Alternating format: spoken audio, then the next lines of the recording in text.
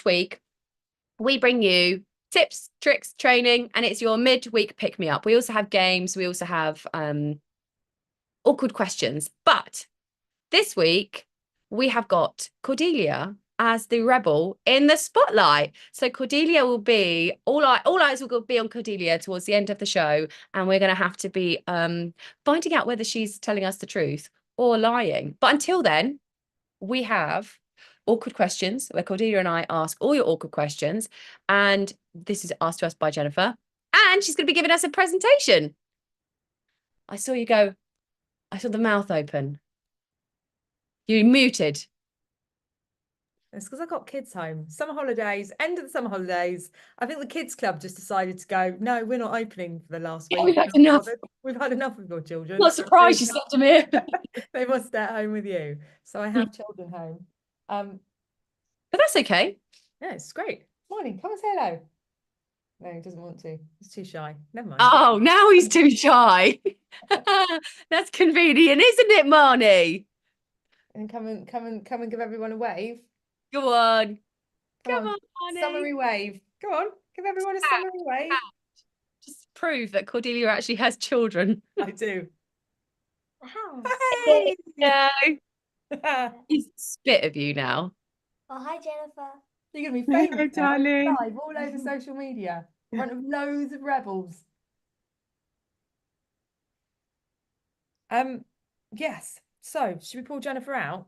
Yeah, let's pull Jennifer out. We're going to pull Jennifer out for our first game. Is it a game? First bit. Hey, Jay. Marty, Jennifer. Hello. Hello, monkey. Hello. There you go. How happy you look, Jay. Who, me? Yeah, you see Marnie. You're like, yeah. Jennifer, tell us what happened in the airport on the way to where you are now. Tell the rebels what happened. How weird. Amazing. Oh, my God. So I'm in the toilet, just finish a toilet, come out, washing my hands. And next minute, I hear, is that Jenny? So I look and I'm like, oh my God, that's Tara. And then we just like, and I'm like, let me just wash my hands and I'll give you a hug. And then, she was like, oh my God, like, there must be a reason. So where she's all spiritual, there must be a reason for this. I'm like, yeah, there must be. She's like, where are you going? I'm like, Sweden. She's like, of course you are, because you're Swedish. And then she's like, so am I. And I was like, oh, so are you on the same flight? She's like, yeah. And then literally, as we're boarding the flight, I'm this row here, and she's this row just above. And I'm like, this is so weird. And then we were just talking the whole way through. How'd you know her? She was the old client of Cordelia's. Oh, yeah, she's one of the rebels. She's wait, been, which one? she's been a member of the network since 2020. Tara Wright. That's it. Tara, yeah. Yeah, Tars. Yeah, so awesome. Anyway, so Carol, Jennifer and Tara both messaged me at the same time going, you never guess who I've just seen in the toilets. I was like, each other? It must be. Tara. Love Tara. Oh, it was so bizarre. She's got the best vibe ever. Yeah, she's lovely. Yeah, absolutely awesome. Lovely human. But yeah, right. she's now gone back to teaching. Has she? So yeah. I was her calling for now anyway. But nice. Yeah, it was super well, what question have you got for us today, Jennifer? Okay, ladies. Today we've got a question from Natalie Phillips. Now her question to you guys is, how do you celebrate milestones? What is the most messy business related bet or dare you've ever done? Oh, it's two separate questions. Yeah, so let's go with the first one then. Yeah, so how do you celebrate milestones? We call each other and scream. Yeah. Yeah, but we're so on to the next thing. I don't feel like we celebrate enough. I don't feel like we actually go like and Jennifer's like, yeah, no, you don't. Yeah, no, I do agree. I do agree. You guys just don't have the time. So it's a quick scream and then it's like moving on to the next thing. You did something really good. Okay, now back to the plan. Yeah. Yeah, it's like that. Yeah, it's a very quick. All right. We should Yeah. celebrate. This actually made me feel a bit sad for us. We need to celebrate milestones more often. Oh, well, I celebrate milestones every Friday with the Rebels and Yeah, Friday true. Wings, but I'll Okay. be honest, we don't celebrate ours enough. I love celebrating everyone else, but Oh, not that. But that's only- actually, we do celebrate every time there is something to celebrate. We're just on the phone screaming. We had one whilst I was in Spain. Do you remember? You weren't awake yet. I was like, oh, I couldn't get hold of you. I was like, just leaving her voice notes, like, Caroline, I can't believe this has happened. I was like, we had this situation where our leads had got really cheap. And Oh, we like yes. massively celebrate. And I was just like, where's Caroline? And it was like the kids and my partner were like, what's going on? I'm like, just leave Caroline, something amazing's happened. So yeah, I would say we just instantly, it's a case of instantaneous ringing each other up and just start screaming. Yeah. Yeah, yeah, it is because like I can think specifically. I was thinking this yesterday because I was actually talking to people about this. One of our big milestones, which it felt like it just went past, was actually having the Rebels Business Tribe paying for its advertising budget. Like I remember, so when we first started promoting, like our first couple months, we had to take a loss on the Rebels Business Tribe, which was the Rebellious Entrepreneurs Academy, basically our membership, because we put in £1,000 into ads and then we got 1 or 2 sales back. So we essentially made like 200 quid back of 1,000. And then the next month we had to do the same again. And then we made like, I think we made 1 on that month as well. And then the following month, so it took us a while to go like, oh, however, the amount we're earning from like revenue from the Rebels Business Tribe is now paying for its own advertising budget. And that was like a really big, well, it wasn't like a huge milestone, but it was quite a nice like pressure off. It's like get first bit, the car into first gear is like the most powerful and most difficult gear. And then when it's got a bit of momentum, it's supposed to be easier. And I was thinking about this yesterday. I was like, we did not really celebrate that. Actually, we used to measure it in like, we were like, oh, we'll measure it in other expenses as well. We're like, all right, this is every expense every month. And that was quite nice. We're like, well, we've got another, I don't know, whatever it was, that we were measuring it in. So yeah, that was nice. I guess like relating it back to the value that it gave us. So yeah, that was a big milestone. But I guess, yeah, we've got more milestones to come with that one. So I think we should pay more attention to celebrating the next milestone and even carving it out. I don't think we've actually specifically said like, this is what, actually, yeah, I don't know. No, we just know like 1,000 members, but we need some mini ones in between now and then. We want 100 as our next milestone. That'll be quite nice. That'll be a really nice milestone to reach. I think that is the next one. I mean, we hit 40. Like that's pretty amazing. Higher than 40. It's just that we've got like 40 on memberships, but we've got like the year, if we include the yearlies and clients, it's more, but like, yeah, 40 was good. Yeah, it's more like 70. We include everybody. But yeah, it's pretty exciting. It's exciting. Okay, can I tie in the last question from Natalie? Ooh, so what is the most messy business related bet or dare you've ever done? Business related bet or dare? I don't know Have if I I've had done one? one. Business related bet or dare?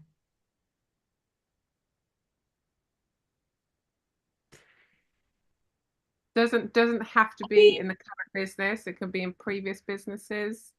I guess we took on with I can't give details, but we did work with someone who was a friend, and that did not work well. It didn't work out well, and that was it. To be fair, it wasn't too messy, but it didn't. Slightly messy. Slightly messy, yes, slightly messy. To be fair, it could have been a lot messier. It could have been a lot worse. But yeah, I think it was working with the wrong person, really. And also Bet or a dare though, is it? I think it was gamble. Maybe it was maybe it was me that had the kind of the dare that I had to go and be the person that ended the contract. That was quite scary. Although it's not really a bet or a dare. I don't really think I've got any bets or dares. I think we're quite daring. Bets and dares. Not sure. Sorry. Oh, do you know what? We did have this one thing. Okay, we did have this. This was messy, but we Oh, did. sheep. What about the sheep? That's not messy or daring. No, but it was a dare All right, go on then. Tell or the a sheep. bet. Okay, so when we were in our affiliate marketing business, we had a group of us. There were a group of 10 or 11 of us that were like really good friends. And the name of our group was Team Super Cool McAwesome Sauce. And we become quite like a well-known little group within that big community of 3,000 people. And there was another group that joined together and started up in Australia. I can't remember what they were called. They had a spin-off kind of name, but I can't remember what it was. Can't remember. And I have no idea where this came from or where it started, but we had this dare or bet between the two groups that basically the first group to ride a sheep was going to be like the OG group. Like that was the thing. So it was like, flip, ride a bloody sheep. How are we gonna? So I think there was a picture of one of them lot on a plastic sheep, and it was like, no, that's not an actual sheep. I had just moved out to the countryside at the time, and I spoke to the neighbouring farmer who had a load of sheep, and we arranged to go round there and essentially have some pictures of us sitting on and pretending to ride the said sheep. So, no sheep were hurt in the making of these photos, but it was hilarious. We had this farmer who was just a real good sport. He got a sheep penned in, and one by one we went into the little pen, sat on the sheep, took a picture, and there we go. And we won the battle of which team could be the first to ride sheep. What? Like, I didn't know we penned the sheep in. We did. It was in like a little triangle pen. I'm going to see if I can find a picture. Oh yeah, I remember this. It wasn't quite riding though. They were quite like. It wasn't. We just got on it. No, but it was good, wasn't it? We did It was better great. than them. Right. I don't have it on my phone. I will find a picture Somewhere. of me and Caroline sitting on sheep later, and I will put it in the Rebellious Business Network Facebook group for you all to laugh at. You know what? We need like you guys.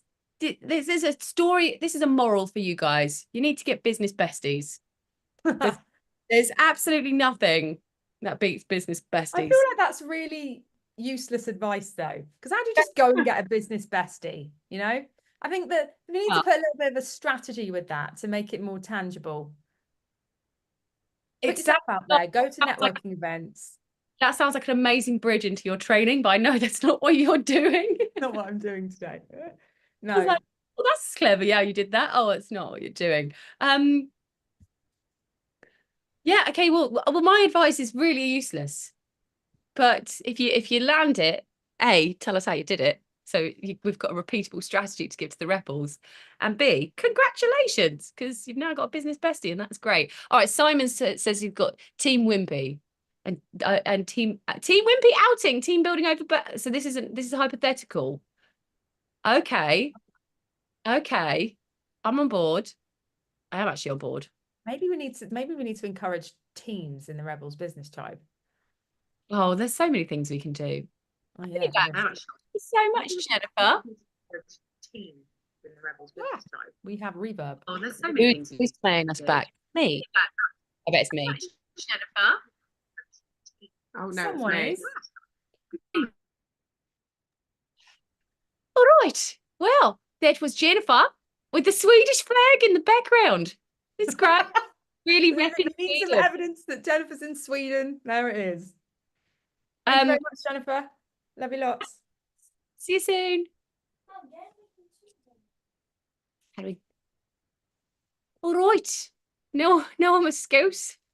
No, you've gone scout. Yeah, I know. I didn't really. Definitely be terrible with Scouse accent. So that was awkward questions for you guys. Again, they're not super awkward. We need some more awkward questions, but last week was more emotive, so that's all right.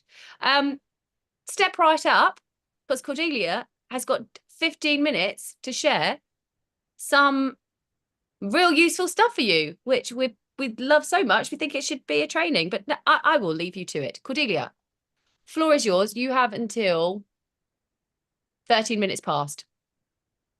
Okay, you cut me short. It's really difficult for me to. No, that's fine. Okay, Actually, marvelous. Let's do this.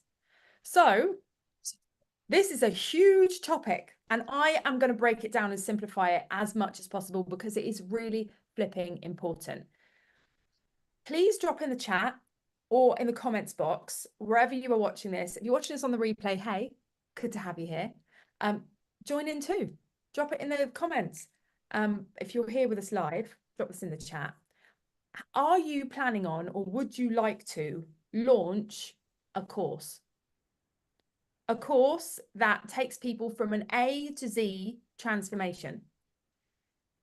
And if you already have a course that you've published and it sells and you've got clients going through it and you're getting great testimonials for it, brilliant. Let us know in the chat because you're the expert that we need to have in our ranks. More experts, the better. What I want to walk you through, and I haven't got slides for this. I'm just using notes because I have so much here and I want to try and keep it as simple as possible. And if I start creating slides, I am going to start creating flow diagrams, which is going to cause overwhelm because this is a really big subject.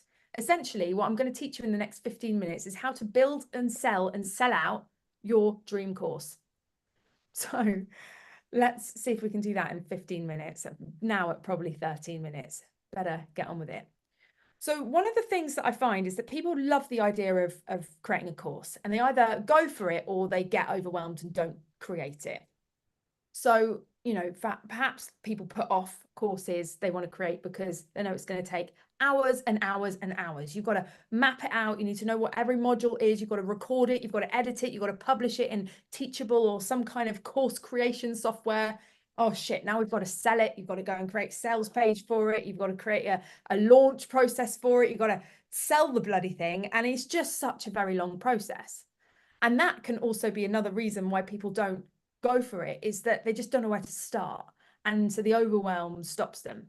But courses are really awesome things to have because although, you know, we can argue that people generally don't finish courses and there is a graveyard that we all own full of unfinished digital courses, they are a really, really valuable way in which to package your knowledge into a process that people can go through to learn something, which is powerful for you because it means that you can earn money over and over and over again from recording that knowledge set once, which is great.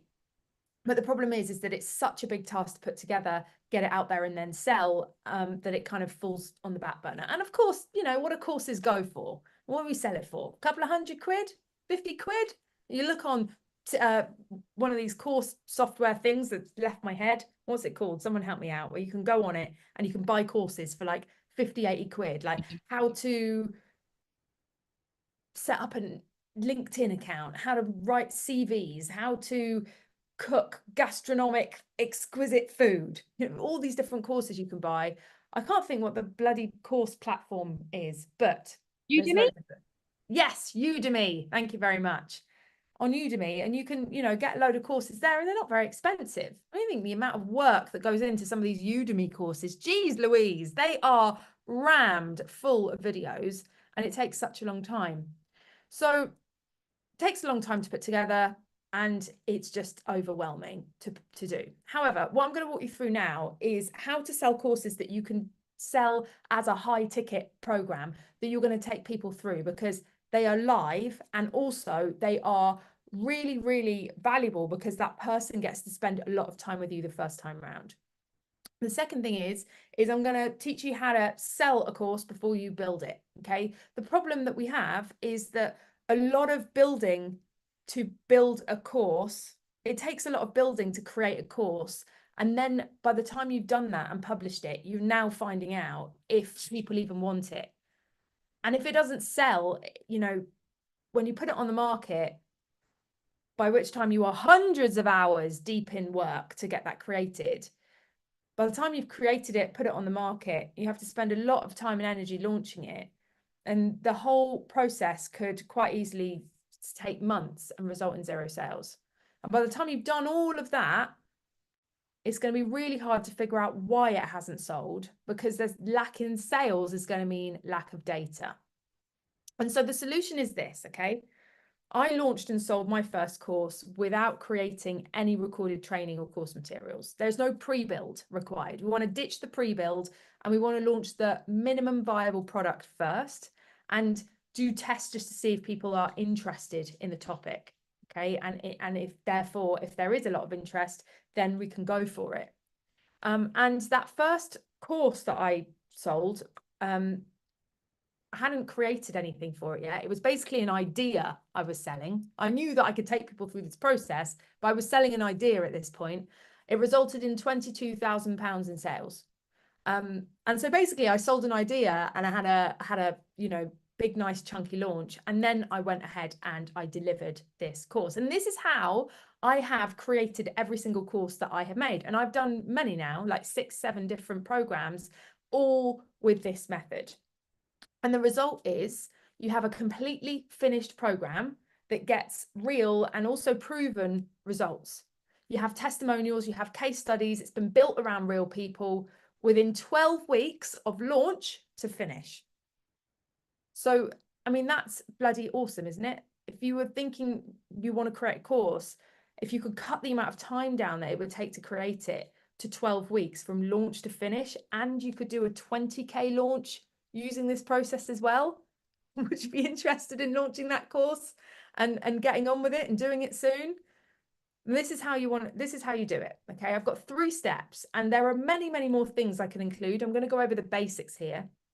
But what I have realized is I need to create a program that walks you through this exact process. So watch this space. There might be one coming soon. Step 1, we need to map it out. So what is the course? First, basically, we're just going to get the basic stuff done so that we can start selling the course. Okay. So this course is going to be a live course. You're going to deliver it live. You're not going to go record any content, build it, put it in Teachable and then sell it. It is going to be a live program, a cohort of people that you are going to take through the process that you teach in your course. So what you want to do is map out the A to Z process first. So where is the person now and where will they be after learning this content that you're going to deliver to them? Imagine that they embodied what it is that you teach them. They embodied it. They did everything. They did absolutely everything you told them to do. And they did it well. Like, where will they be? A to Z. What is that A to Z transformation? And then we want to basically figure out what the modules are, because the modules are all the steps between A to Z. So essentially, if I'm going to teach people how to build a course, I'm going to be like, right, well, where they are now, they have an idea for a course. Where they will be afterwards, they will have launched and sold their course. Okay, so what needs to happen in the middle of those 2 points? Well, we need to come up with a concept for the course. We need to map out what the course is going to look like. We need to create a structure. Then we need to put the messaging alongside it so that it's got really strong messaging. Then we need to, you know, come up with a launch process and blah, blah, blah. So I would map out this process and I would split it down into modules, and those modules would then get split down into weeks. So I know week 1, we're doing this. Week 2, we're doing that. Week 3, we're doing this. Week 4, etc. And that is how you basically map out the skeleton structure of a course. So once you've mapped it out, you can then figure out, right, how long is it going to take to deliver this? Are we going to do 1 module a week? Do any of these modules need breaking into 2 weeks because they're actually quite chunky?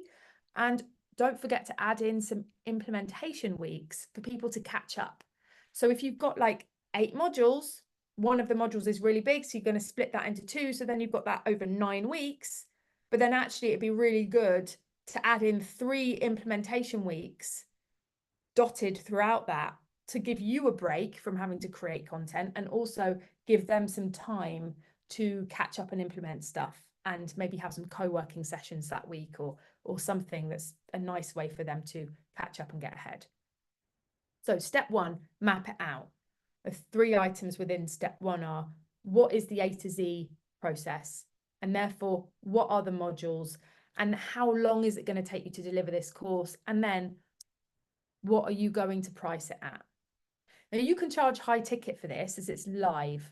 This isn't just a little course you're going to stick on Udemy. You're taking people on, you are supporting them. And people pay for support more than the training, right? The support, the implementation support is the thing that's really, really valuable. So if you take a course and you bring it to life with weekly Q&As and check-in sessions and the odd one-to-one perhaps, this now is a really solid program that is higher ticket than just a standalone course. And they're going to get lots of time with you, but also don't underestimate the power of them getting time with each other. Getting to meet and connect with your clients is a really powerful thing for them too. So you want to calculate the length by the number of modules there are, include implementation weeks, and then figure out, right, we've got a 3-month live program. It's going to take me this long to deliver. Like, what is the price of this? And really and truly, what's the right price? How long's a piece of string? There's so many different ways you could price this up.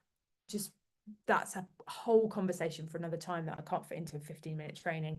But my objective on pricing is I'd rather you're confident with the number than you pick the right number that you're not confident with. Okay, step 2, it's time to sell it. So when it comes to selling it, you've got your idea mapped out, you've got your course planned out, you know what the concept is, you know what the message is. Now we need to put it out there in the marketplace. And we do that by launching it.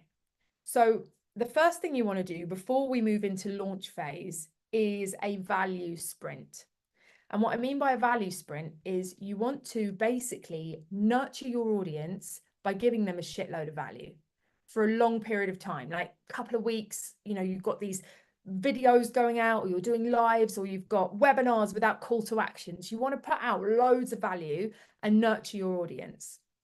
And so things that I've done in the past are stuff like how to get clients on Clubhouse, how to use the DM inbox to connect with people, you know, little tidbit trainings that are really helpful, but are literally the purpose of them have just been to nurture my audience and get them ready for launch.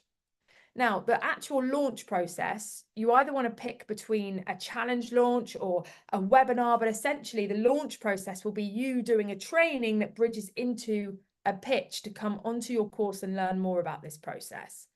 Obviously, that would take me a lot longer to explain than we have time for here.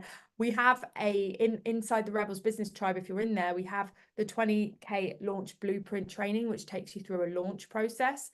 But basically pick a webinar or a live challenge with a big exciting announcement at the end of it, and you want to have doors open and doors close on that live course that you're going to deliver. And the other thing is to mention here is use the live course as sales positioning. So that essentially is a really powerful thing, that you are delivering this course live for the first time, and you want to leverage that in your messaging by using it to create urgency. It is the only time you're going to be delivering this program in this way. Therefore, people are going to get so much more time with you in the implementation support and answering questions and making sure that they're getting everything in place. And also you can position it as a beta offer, right? You've got a special one-time intro price into this program because everybody coming into this program is going to be beta testing the customer journey with you. And what that means is they are positioned and knowing that you are delivering this for the first time, and they're positioned to give you feedback. But also it's just a really powerful way to create some urgency and bring people in, because they are the beta test group. They are the founding members. They're the ones that are coming in to go through this process for the first time. They get a special price for it, and also they get way more attention and support as well. So just to go over step 2, sell it. You've got the value sprint. Make sure you nurture your audience before you announce the thing that is going to be the vehicle that sells your course, right? So you're going to have loads of valuable trainings going out, or valuable things going out to your audience. And then you're going to have the valuable thing that's got the pitch attached to it, which is the launch. And you're going to use the live course sales positioning to create urgency and get more people in. And then step 3 is deliver it. So you've got 2 choices here on how you can deliver this content. You can either A, do the modules live. So you schedule them as live events within the program. Everyone comes along to them, they're recorded, and then you edit them and put them into the portal afterwards. So that could be like the module training. But if you're doing really boring, like tutorial based stuff that's going to be really hard for people to watch live, or you would just personally prefer to record the content as you go and then give it to them in a drip feed format, then you just want to be a week or two ahead with recording that content. And then it gets uploaded into the portal on the release date that you choose every single week. And so if you were going to do drip feed style, you put it into the portal, let everyone know it's been released. And then a couple of days later, you need to have a live Q&A session to answer any questions that they've got about the training and help them with implementation. The other alternative option is that you deliver the training in a live format with slides like I'm doing right now. And then at the end, you have a Q&A and you answer any questions. And then maybe you can have another like co-working session or Q&A in that week, or you could do module Q&A. It's up to you. And assess as you go. This is a great thing about having live people on your program, right? Is that this isn't pre-recorded and you don't know if people are absorbing it, or you don't know why they're not completing it. You don't know why they're getting overwhelmed with it. Are they understanding? You can ask them. And also, what are you missing? Like, look at these people that are in front of you and just think about, what is it that you're missing in this course process? I promise you, your imagination starts to get a reality check when you've got real people in front of you absorbing the content that you're delivering. And it will help you to create a program that is, you know, really, really powerful because it is built around real people. And also ask them for their feedback, because that is really helpful. And it's also, as the beta positioning, what they're there for, right? So ask them for their feedback. What is it that they need? And it's absolutely okay to change the format and the order of the modules when you're halfway through a program that's got a beta test provision on it, because that's what you promised them you do, is create a process that was powerful for them, and you would do whatever it takes to create that. And so that means if you need to restructure the course halfway through, that's absolutely fine, because you've given yourself permission to do that with the beta positioning. And then the last point on delivering it is having a graduation process ironed out already. Always build your business with retention in mind. Yes, we've got to get the people in, but how are we going to continue to support them after they've been through this course? Is there a logical next step program or support system that you could offer them afterwards? Could they just get continued access to the course materials and be able to join the Q&As for as long as they need to on some kind of alumni program? Or is there a level 2 program that would be great for them next? Have a think about it. What would be the perfect thing for them afterwards? And you want to have a ceremony or a celebration for them at the end, and give them a one-to-one for feedback. And during the ceremony, the celebration, the one-to-one feedback, you want to be offering them that step 2, so that they are aware that it exists and they can be thinking about whether they want to join it, and then give them a deadline to do so. So there we have it. That is a very fast and furious 3-step process for creating a streamlined, efficient course that is built around real people, proven, gets results, got testimonials right out the bag. You haven't made it until you've sold it, so you've wasted absolutely no time. And if it doesn't sell, then we just go back to the drawing board with a different concept for a course and try and get ready for live launch with that one. And yeah, allows you more time for experimentation and a nice chunky amount of revenue for delivering your course materials live to real people.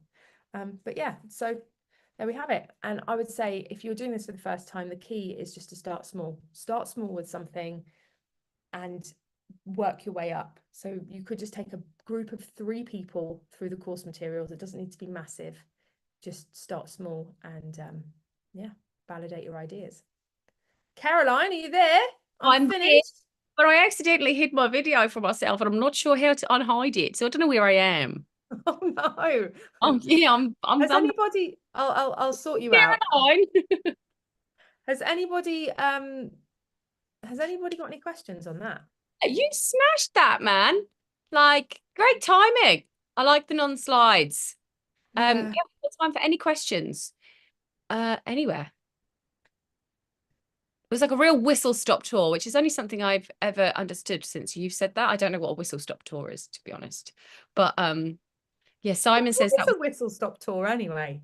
I don't know. I heard it from you. You might have heard it from someone else who was like, who said something. Very normal, common phrase. But where does it come from? Where does it go? Where does it come from? Cotton Eye Joe. Yeah, maybe if anybody knows where whistle-stop tour comes from, I'm very interested to know where it comes from. Not clear. I don't. Simon said that was amazing. Well, he said that was brilliant. Thank you. And Mark Lyon said few awesome tips and tricks this week. Cordelia, bravo, and lots of emojis. So yeah, amazing. Love that. Well, we've got loads of time now. We do. Yeah, What are we gonna do with it? we need to we need to ped. We need to do some pedding. Well, we don't, because I think the next section is going to be juicy. But we also, yeah, we need to do that. We also need a volunteer today. So, Caroline, do you want to intro the game? And Cool. I'll get ready to let everyone know that we need a volunteer. So this is, I'm going to get out of Australian. Sometimes it just gets Yeah. goes. It's not even Australian. I think it's very offensive. Do you know? Do you know it actually came from me? It's because I got it from a friend called Frankie years ago, who was friends with Priscilla. I met Frankie through Priscilla. I haven't seen Frankie in years, but she used to speak in this accent all the time, and I loved her so much that I just copied her. It just And then I stuck. copied you. And now I've given it to you. And I tried to get Tash to do it as well. Tashina. It's a rebellious name. Yes, so today we are doing another episode of Would I Lie to You? And this week, the rebel in the spotlight is going to be Cordelia. Cordelia is an expert at community building, and she is the owner of Rebellious Business. She also has an amazing community called the Rebels Business Tribe, and is the founder of the Rebellious Business Network, which is a place for the rebels to come and have a rabble. And that is my introduction to this week's contestant, the rebel in the spotlight, Cordelia. I feel like you're using me to promote your business. No, it's not my business, it's your business. This is what we do for the rebels. You have a lead magnet, my love, because that's what you're supposed to do before the show, is give me a lead magnet. I do have a lead magnet. Just it. On the 5th of November, no, the 12th of November, not November. Why am I in November? Okay, yeah, because I was thinking, what is she giving out for November? On the 12th of September, I feel like we've had such a break from this. I'm really yearning the next one. So I'm already thinking about it and wanting to get everybody excited about it. But our next networking event is happening, and we often get a good couple of hundred people signed up for this networking event. It's a lot of fun. We really enjoy it, and we recommend you come along. So there's the link. Jump in, get registered for the next one. If you don't get registered, you don't get the link for it. You don't get reminder emails, because quite frankly, the list is getting so big that it costs quite a lot of money to email everybody about everything all the time. So look, you need to click on that link. You need to register for it, and then you will get notified, because you're not going to remember the 12th of September. Unless you have a song, like you would if it was the 5th of November. Remember the 12th of September? I don't know what we're going to say, what could go next. That'll be a little challenge for everyone. A little rebellious jingle. We need a jingle, guys. No one's got enough to do. So now who have we got as our panel? First up, we have Mr. Liam Barry in the building. Hi, Liam. How's it going? So you are muted. Oh yeah, I did the thing. We had a rogue person come into the Zoom call, so I just took controls away from everybody. But the person has been removed and safety has been resumed. All right, Liam. Hello. Liam is all about helping business owners create get leads and create funnels. Is it create funnels? We're going to say that. Yeah, create funnels, but without all the overwhelm. And I definitely know that. When I was first creating a funnel for my consulting practice, I just had no bloody idea what the hell was going on all the time. And I was always known as Queen of Broken Links. So Liam helps you get all the tech stuff out, which is intricate, and he reduces the overwhelm. And that is Liam, our rebel, in the panel today. Who else do we have on the panel, my love? We have the amazing Martin. Is it Martin today? No, Simon. But Martin, are you going to join us? We need a volunteer. You're going to join us? Right. We're going to pull Martin out. Caroline, you're going to have to wing this one. You ready to wing it? I'm going to wing it. All right. Martin is no BS SEO. Or if you stick it together, it's NOBSEO. But wait, no BS SEO, and that really suits Martin, and because he really is just a clear person. He says what he means, and he's honest and straight up. Love Martin, and he once had me in the hot seat to do an SEO report. Really does know what he's talking about. So if you need to get more people to your shop, which is essentially your online, like your website is your shop, and you need to get foot traffic in that. That's what SEO does. It puts you on the map. So Martin will help put you on the map with SEO, and then you'll get more customers. That's as simple as that. And it's no BS SEO. So you can expect no BS during the experience. And we have the lovely Simon Worth, who is donning a flannel, very autumnal today. Simon, I like it. I like it. He is our in-house wimpy expert. No, I am joking. I'm joking, but he does have a lot of love for wimpy. I do. You have a lot of love for wimpy. And to be honest, I'm also a knob, so I can relate to Martin there. So. Yes, you need some knobsio. So Simon, aside from being a knob and loving wimpy, is actually a amazing coach for mental fitness for people in sports and athleticism. Amazing at mindset and all the things to help you get out of your way and really live a purposeful life. So a lot of athletes and sports people, they can reach a certain stage and then just be like, I don't know why I'm doing this, or I don't know what is the purpose of my life. And Simon helps them refine that purpose and keep being fulfilled by what it is they do. So the links will go in the chat. I'm going to sneeze. No, I'm not. Excuse me. I hate it when a sneeze doesn't come. It's the worst. I got it. Pleased for you that it came. So happy for me as well. So those are our rebels. And today, Cordelia is in the spotlight. I wonder if I'm going to know the truth of this. So Cordelia is going to tell a lie or a truth or just a story. And she's going to elaborate. She's going to tell us more about it. And then I'm not. No, I'm not. That'd be unfair. And then the panel will determine if she's telling the truth or a no truth, otherwise known as a lie. So, Cordelia, the floor is yours. My ex-husband got arrested for attempted murder and got marched off the plane by police when we were en route to Jamaica for our honeymoon. I'm not going to ask the question. Okay, so repeat that one more time.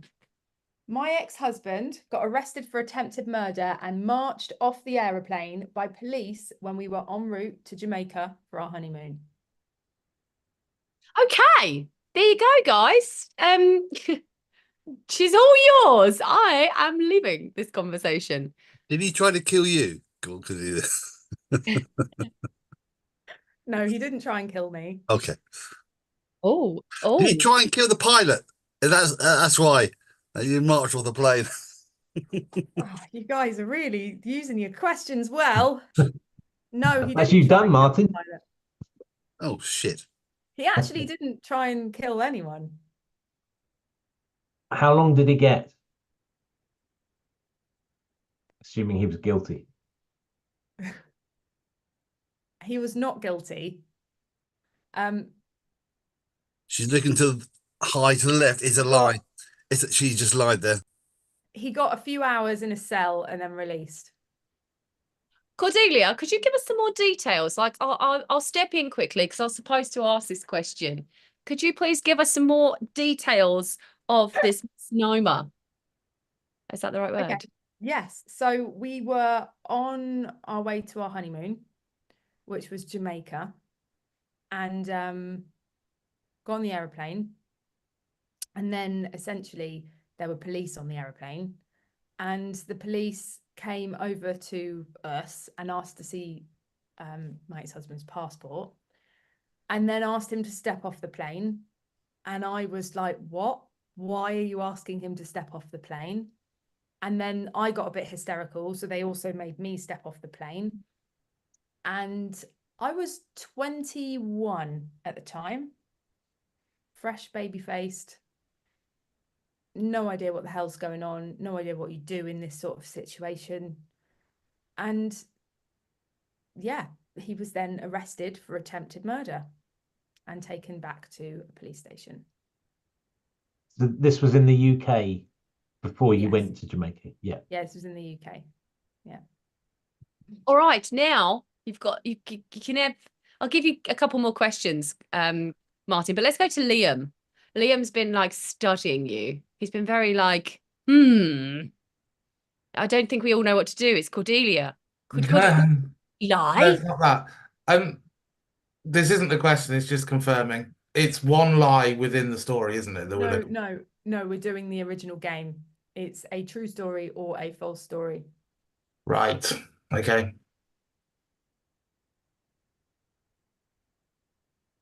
And just for a little footnote and out of interest, the way that we're doing it is that Jennifer is going to tell people whether they have to come up with a true story or false story.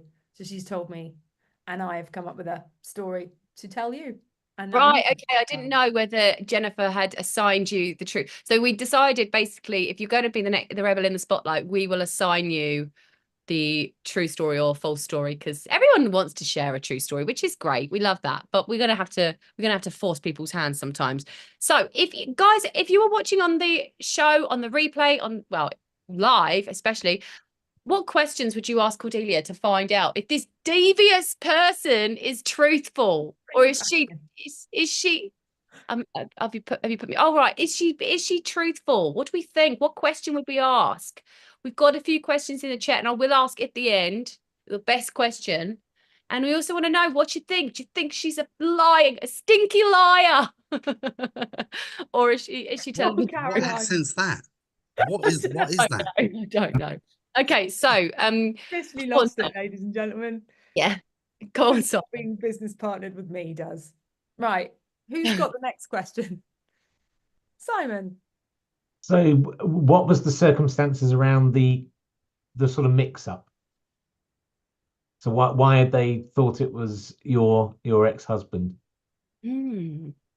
So they had a warrant out for my ex-husband. So basically what happened was we went through security, got on the plane, and they were flagged up. I'm like, oh my gosh, we've got a murderer on the plane. And yeah, so they came and arrested him and took him away to keep everybody on the plane safe. okay, Martin. Big fat lie. That's a lie. All you know. Okay. Do you have any more questions, Martin? No, that's fine. She's just dug a big hole, a big lie hole, and she's lying in it. This lie hole, she's lying in the lie hole, and that's it. She's lying. She's lying in the lie hole. She's a big liar, is she? Oh, okay. massive. Massive. Okay, Liam, do you have any more questions for the liar? I want to know how. So obviously he was released afterwards, but how did his name get associated to the murder? So they had basically put a warrant on the wrong person with his name. Oh. So there was a warrant out and been put on his name, but actually it wasn't for him. It was for someone else with the same name. Ooh, okay. How scary is that? I could be walking down the street and cops might arrest me for killing someone. There's not my name on it. What's going on in this world? Police state. That's what it is. But what would be the chances of two of us having had that situation? Yeah, it's just farcical. That's what it is. Do we have right? So we've got. So let me just check. Who? Okay, we've got. What? This is quite a good question. Who is he supposed to have whacked? Good question. I guess it is. So it turns out there was a fight in Birmingham that had happened, and yeah, he beat the guy up so badly that he ended up either dead or nearly dead or something. And yeah. Oh, it was attempted. Yeah, okay. attempted murder, which means that he would probably be still alive. So yeah, a fight in Birmingham, which I mean, I used to go to Birmingham all the time, so I was freaking out at this point. Was he a good fighter? Obviously not. Oh, I Well, think we're out of questions. Oh. I think it's deliberation. Could you pick up your right hand, please, Cordelia? Could you raise your right hand? Thank you. Okay. Okay, guys, I'm going to give you a couple minutes to deliberate. How long do we want to? Well, we know Simon's kind of going to. We're going to give you a minute to deliberate. Actually, no, 2 minutes to deliberate. We're going to leave. We're going to leave. So there's no influence. Cordelia can't send you like hypnotic eyes. Yeah. I won't influence you. There we go. All right. So. Well, I don't believe Cordelia's got it in her to lie, so I think it's true. No, because she looked up and to the guy to the left, which means she's not recording something. She's just making some shit up. I've done all this eye shit. So if this works, it'd be brilliant. Are you taking into account the zoom camera, though? It might be her right. No, that's why I asked her to pick up her right hand so I knew which way she was actually looking. Up and to the left, it's a lie.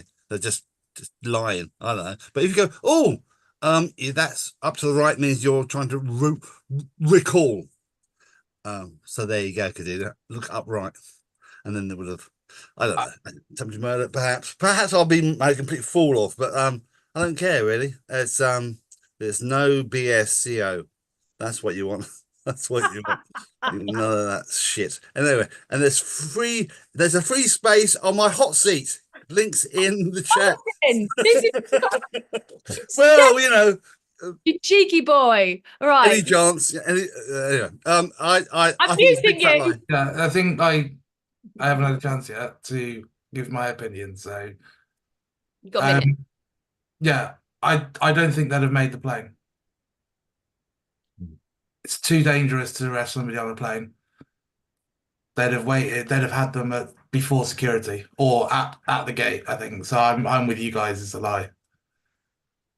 Yeah, I think that makes sense. It would have.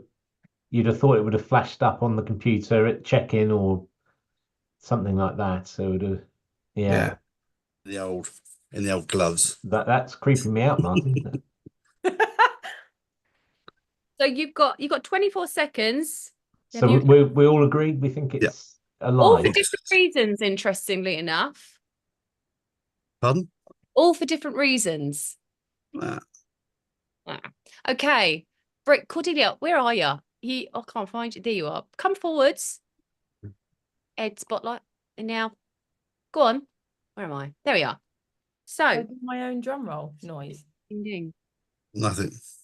Drum roll. Okay. So guys, just confirm. You think it's a lie? A lie, yes. Yeah. How could you? It's in fact true. No, rubbish. It is the most insanely crazy story that it is the obvious one to pick because everyone would think it's a lie.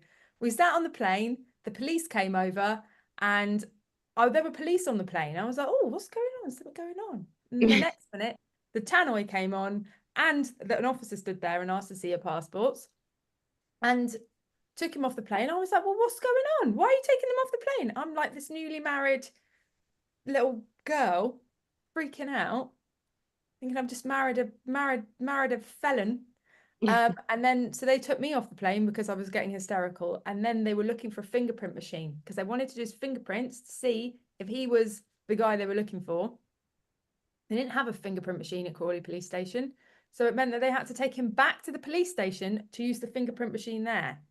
Took him back to the police station, fingerprinted him, by which point we have now completely and utterly well and truly missed our flight. It is gone. It is in the sky. Luggage has been taken off. We're at the police station. He's in the cell. I'm sat there waiting, wondering what the hell am I going to do with my life now? I literally don't know. Called up my dad. Oh my God, my dad, my husband's just been arrested for attempted murder. Anyway, so they came down and they said, Mrs. Ali, just to let you know, he is the man we've been looking for, and we have arrested him on suspicion of attempted murder. You need to arrange for someone to come and pick you up. So I get on the phone to Jennifer, crying my eyes out. Jennifer gets on the motorway to go and get me. And I'm sat there, and then I'm on the phone to my dad. He's organising a solicitor.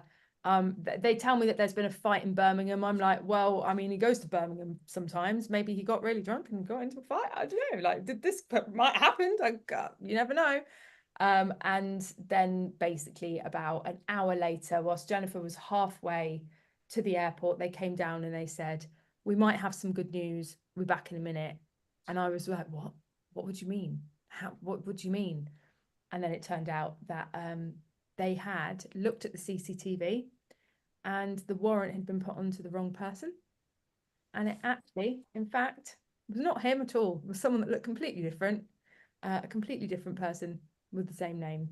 And they released him. And then the police took us back to the airport and tried to find us some flights. And they were going to pay for the flights, but they couldn't, because they had to be with the same airline, and they only went to Jamaica once a week from that location. So we had to stay in a hotel and get flights with British Airways the next day. And there we have it. The most insane beginning to a honeymoon I've ever heard of in my life. You're on next week. Oh, no. I know. It's up to you. But yeah, amazing. You guys didn't catch her out. Didn't catch her out. But didn't Simon say you didn't think Cordelia could lie? I originally thought it was the truth because I didn't think Cordelia could lie. Mm. I I was bet right. your words now. Yeah, you were right. You should have gone with your gut. Well, I thought she was a liar, a big fat liar lying down a lie Thanks, hole. Martin. Sorry, Thanks. that's- Yeah, you were very convicted. I was not. I was like, I was watching it and I was like, I think she's telling. I don't actually know this story. You might have told me this before, but I did. I was like, I reckon she's telling the truth. I could just You tell. don't know this story. I don't think so. I don't think you told me this story. I mean, I know a lot of stories. Even my kids know this story. Such a good story, isn't it? I mean, how can you just not It's tell it? such a That's good a brilliant story. Yeah, it's a great story. But yeah, I know I didn't know this, so I was in the, and I was like, no, she's telling it like it's the truth.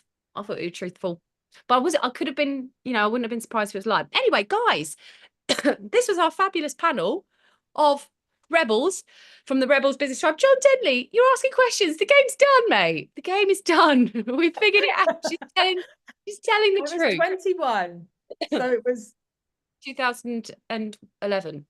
Yeah. Right, if you think she's a liar, why would you be in her tribe? It's only a game, for God's sake. Get Right, Martin, you are getting muted. I love you. I'm joking. So thank you, guys. Thank you, Rebels. It is now 11:31. We're 1 minute over the clock. This was our lovely rebellious panel, and obviously our rebellious leader who was telling the truth. Thank the Lord, because that would have been terrible for PR. No, she lies to us. We can never trust her again.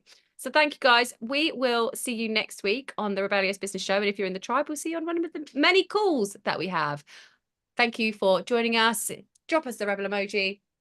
Hasta luego.